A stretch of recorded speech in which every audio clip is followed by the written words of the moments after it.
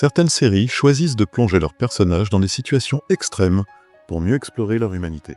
Isolement, choc, survie, autant de leviers puissants quand ils sont bien utilisés.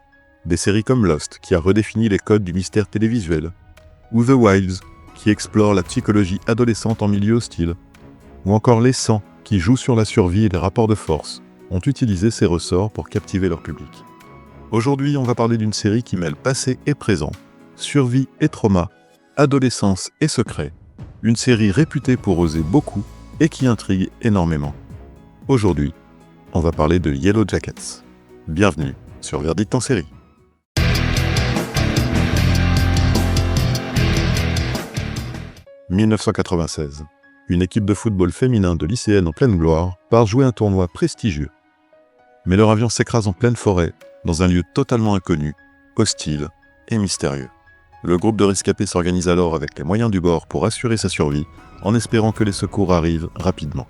25 ans plus tard, quelques-unes des survivantes de ce périple mortel qui les aura coupées du monde durant 19 mois sont devenues des femmes adultes, mais qui portent toutes les cicatrices de leur expérience traumatisante. Et surtout, elles partagent un terrible secret qui les ronge depuis leur retour à la civilisation. Mais ce secret farouchement gardé commence à être mis à mal quand elles reçoivent un curieux message, réveillant leur passé douloureux.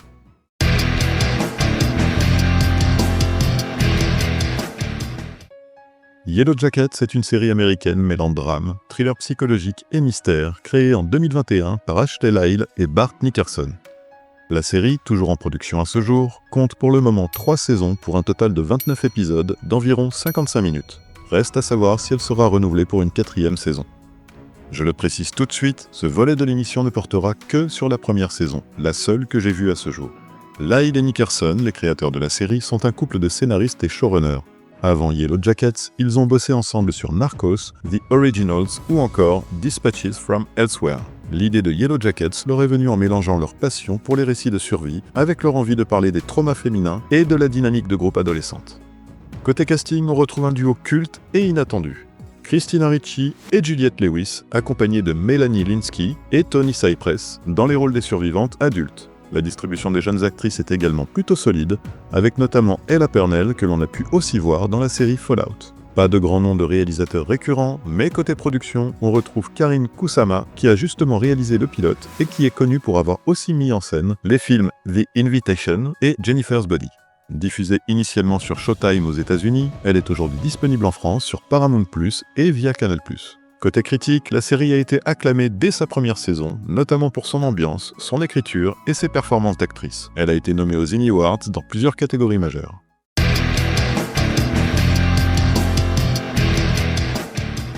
Qu'on se le dise, j'aime beaucoup Christina Ricci et Juliette Lewis. Alors quand j'ai appris qu'elles avaient toutes les deux joué dans une même série, je me suis tout de suite renseigné sur le pitch de celle-ci, et bon sang qu'il m'a intrigué. Forcément, j'ai eu envie de voir ce que ça donnait. Yellow Jackets, c'est une série qui aime le mystère, mais pas le mystère façon énigme à résoudre à la fin de l'épisode. Non. Ici, on parle d'un mystère lourd, rampant, qui s'installe petit à petit et qui te donne plus de questions que de réponses. L'alternance entre passé et présent est plutôt bien gérée, chaque timeline nourrit l'autre et l'ensemble crée une tension constante. Même si, soyons honnêtes, certains passages du présent peuvent parfois sembler un peu en retrait par rapport à la puissance dramatique du passé. Côté rythme, c'est clairement pas une série d'action. Ça prend son temps, parfois trop, mais cette lenteur fait aussi partie de son identité. Elle installe une ambiance, une étrangeté, un inconfort qui sert bien le propos. Et niveau écriture, il y a un vrai soin dans la construction psychologique des personnages, surtout du côté des ados. On n'est pas dans le cliché facile, il y a des nuances, des failles, et ça donne une vraie épaisseur au récit. En revanche, j'ai pas mal tiqué sur un point spécifique. Comme on peut l'imaginer dès les premières minutes, la série pose très vite, puis régulièrement, une série de mystères et de questions. Et forcément, on enchaîne les épisodes, impatient de découvrir les dénouements, sauf que très souvent, les réponses sont frustrantes. La montée en tension est telle qu'on s'attend à des révélations énormes, mais à chaque fois ou presque, le soufflet retombe. Une mort qu'on pensait tragique, ésotérique, dérangeante, finalement, elle est à peine banale. Un personnage qu'on pensait perdu à jamais, il revient, vaguement amoché, mais tout rentre dans l'ordre. Un complot, un imposteur, un personnage qu'on sentait bien trop lisse pour être honnête, là encore, tout s'éteint en un claquement de doigts.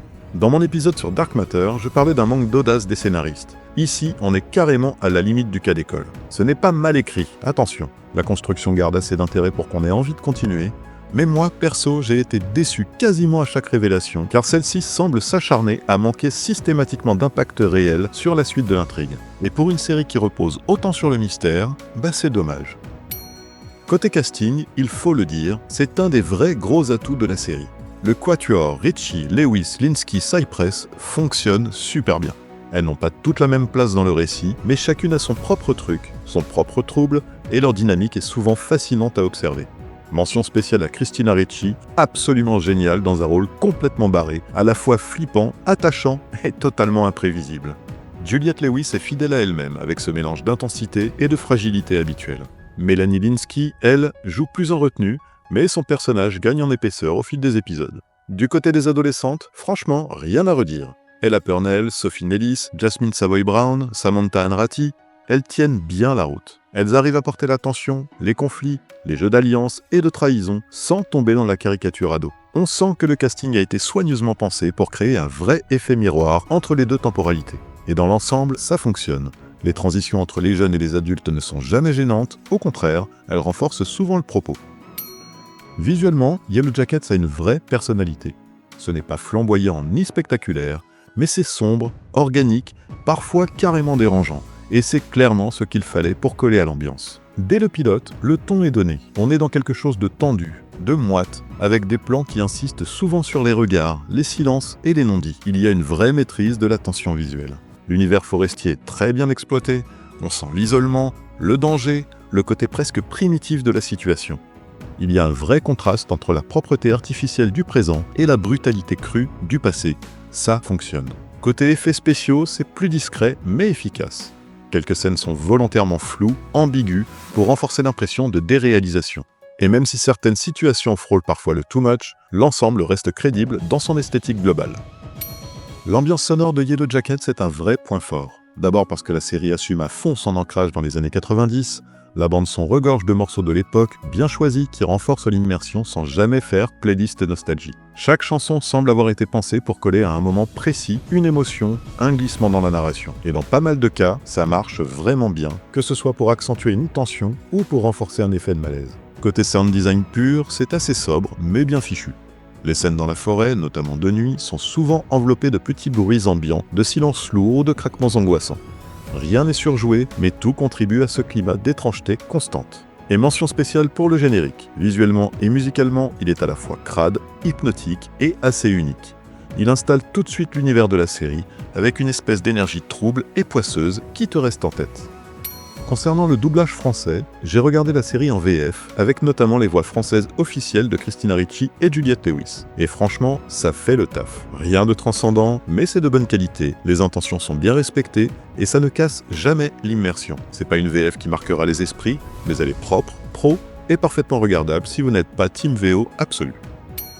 Parlons du final à présent. Alors sans spoiler évidemment, le final de cette saison est à l'image de la série. Il résout certains points un peu facilement, sans vraiment d'audace, amène à des révélations qui ne surprennent pas vraiment parce qu'on les sentait venir depuis un moment, et il est clairement pensé comme une rampe de lancement pour la suite. C'est un final qui fonctionne sur la tension, pas de twist énorme, pas de réponse qui bouleverse tout, mais plutôt une montée continue, jusqu'à une dernière scène qui laisse volontairement beaucoup de choses en suspens.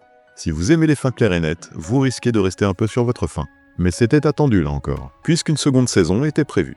En ce qui me concerne, j'ai trouvé ça assez efficace dans le ton, frustrant dans le fond, décevant car j'aurais vraiment aimé être surpris par une vraie ultime révélation qui aurait remis toutes mes convictions et tout ce qu'on avait vu jusqu'alors en question. Mais si ça n'a malheureusement pas été le cas, ce final season reste cohérent avec la ligne du reste de la saison. En quelques mots, Yellow Jackets saison 1, c'est une série qui intrigue plus qu'elle ne sidère, qui installe une ambiance forte, un vrai malaise, mais qui peine parfois à livrer des révélations à la hauteur de ses promesses. On est quelque part entre le thriller psychologique et le drame adolescent, avec une couche de mystère bien dosée, mais trop rarement transcendante. Côté influence, la parenté avec Lost est évidente pour la structure éclatée, les flashbacks mystérieux, mais aussi pour son environnement étrange. Et on y retrouve beaucoup de similitudes avec le livre Sa Majesté des Mouches pour la dynamique de groupe et la déshumanisation progressive, toutes deux mues par un environnement extrême. Yellow Jackets est une série qui pose beaucoup, installe beaucoup, mais résout peu, ou en tout cas de manière plutôt terne la plupart du temps. Mais elle parvient pourtant à garder assez de caractère pour rester suffisamment intéressante. Les créateurs ont pitché la série comme Lost qui rencontre Sa Majesté des Mouches avec des adolescentes. Une promesse que la série assume jusqu'au bout, que ce soit dans les codes narratifs ou dans les tensions de groupe.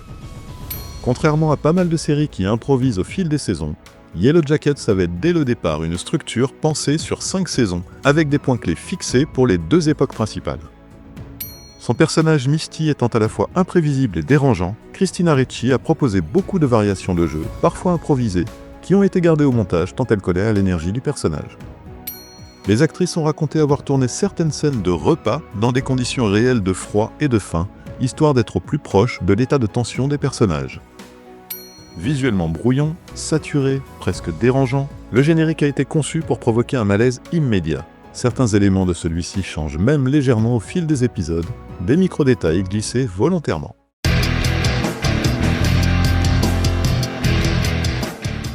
Alors, est-ce que je vous conseille de regarder Yellow Jackets saison 1 ? Oui, mais Yellow Jackets est une série qui installe une vraie ambiance, des personnages solides et qui propose un univers assez fascinant.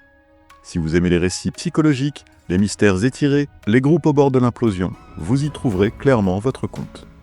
Mais il faut accepter ses limites. Un rythme parfois trop lent, des révélations souvent en deçà de ce qu'on nous a fait miroiter, et un final qui frustre plus qu'il ne bouscule. Ma note, 7,5 sur 10. Donc oui, mais il faut savoir à quoi s'attendre. Si vous aimez les mystères sous tension, portés par des personnages un peu cabossés, ça peut valoir le coup. Mais si vous attendez des twists brillants et des résolutions percutantes, vous risquez d'être déçu. En tout cas, ça reste une proposition singulière, et rien que pour ça, ça mérite qu'on s'y attarde. Merci infiniment d'avoir suivi ce nouvel épisode sur Yellow Jackets. Si vous avez vu la série, n'hésitez pas à me dire ce que vous en avez pensé en commentaire, sans spoiler, comme toujours. Pour soutenir mon travail, vous pouvez aussi lâcher un petit like, vous abonner à la chaîne si ce n'est pas déjà fait, et aller faire un tour sur mes autres épisodes si vous cherchez une série à découvrir ou à redécouvrir. Et la chaîne YouTube dont j'ai choisi de vous parler cette semaine, c'est Mea. Elle propose des chroniques ultra détaillées sur des films, des séries, des émissions TV, des jeux vidéo ou encore des jeux de société. Le tout toujours enrichi d'infos méconnues, d'anecdotes introuvables ailleurs et d'un véritable travail d'historienne de la pop culture. Si vous aimez les analyses fouillées et les plongées dans l'histoire des œuvres qui nous ont marqués, allez voir ça, c'est un régal. Le lien est en description. Pour le prochain épisode, on quitte les forêts inquiétantes de Yellow Jackets pour plonger dans un univers urbain, brutal et corrompu. Un monde où les flics franchissent la ligne, où la justice prend des détours violents et où chaque décision peut tout faire basculer. Et pour ceux qui avaient loupé l'info, j'en profite pour vous rappeler que j'inaugure très bientôt un nouveau format régulier sur ma chaîne qui sera complémentaire à mon verdict du vendredi. Vous pourrez découvrir cette toute nouvelle émission sur la chaîne dès le mardi 17 juin à 19h. En attendant, je vous donne rendez-vous comme d'hab vendredi prochain à 19h. D'ici là, prenez soin de vous et surtout, regardez des séries. Et comme d'hab, je vous laisse avec la bande-annonce de Yellow Jackets, histoire de prolonger le plaisir. Le jour où j'ai appris que leur avion avait disparu. Alors, à votre avis, qu'est-ce qui s'est vraiment passé là-bas? Tout ce que je sais, c'est que ce qui est arrivé était une tragédie. Mais ces filles-là étaient à part. C'était des championnes. Qualifié pour le putain de tournoi national! Je croyais que tout ce sexe, tout cet alcool, drogue et... Je croyais que si j'abusais de toutes ces choses-là, c'était à cause de ce qui s'était passé là-bas. De ce que j'avais vu. De ce que j'avais fait. Oh. Salut, Misty. Espèce de sale pétasse. Ça fait un bail. Je pense que tu sais pourquoi je suis là. Ok, bon, je m'en vais. On s'était mis d'accord. On devait en raconter un minimum et éviter au maximum le feu des projecteurs. Mais la vérité, c'est que l'avion s'est écrasé. Plusieurs de mes amis sont morts. Pour ceux d'entre nous qui ont survécu, on a crevé de faim et prié pendant 19 mois, jusqu'à ce qu'ils finissent par nous retrouver. Je crois qu'on sait toutes les deux que c'est un peu plus compliqué que ça.